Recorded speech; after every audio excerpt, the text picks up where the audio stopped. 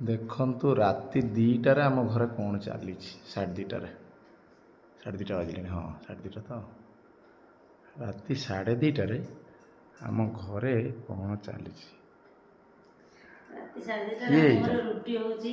ହାଁ ରାତି 2:30 ଆମର ରୁଟି ହେଉଛି କାରଣ ଗ୍ରହଣ ଆଉ ସକାଳୁ ତ 6ଟାରୁ ହାଣ୍ଡି 6:20ରୁ ତେଣୁକରି ଏବେଠୁ ରୋଷେଇ କରି ରଖିଦେବାକୁ ପଡ଼ିବ। ପରିବା ଅଧା କାଟିଛି, ଅଟା ଚକଟି ଗୁଳା କରିଛି, ରୁଟି ହେବ, ମସଲା ଡାଲମା ହେବ, ଆଉ ଯଦି ଟାଇମ୍ ହେଲା ପକୁଡ଼ି ଟିକେ ହେବ। ଏତେ ପ୍ରକାର କାମ ଏକା ବେଳେ? କରିଦେବା ଟିକେ ଆଉ ଗ୍ରହଣଟା ଆଉ ଭଲ ମନ୍ଦ ଟିକେ ଖାଇବା କଥା। ମସଲା କ'ଣ ପୁରା ଲାଲ ଲାଲ ଦେଖାଯାଉଛି। ମସଲା ଅଧା ପକେଇକି ଥୁଆହେଇଛି। ଓହୋ। ଆମ ଝିଅ ଶୋଇଛି। ଝିଅ ଶୋଇଛି, ବାପା ମା 2 ଜଣ ଆମେ କାମ କରୁଛୁ। ଏଇ ଅଫିସରୁ ଆସିଲେ ମୁଁ କହିଲି ଚାଲ ଏକାଥରେ କାମ କରିଦେବା। ଏଇ ଯେ ମୁଁ କରୁଛି ଆଉ।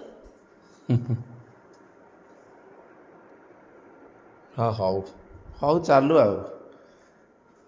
ଗ୍ରହଣ ବର୍ଷକୁ ଏମିତି ଥରେ ଗୋଟାଟା ହେବ, ଏମିତି ଚାଲିବ ରାତିରେ ଭୋଜି ଆଉ। ବଢ଼ିଆ ନା, ବଢ଼ିଆ ଲାଗିବ।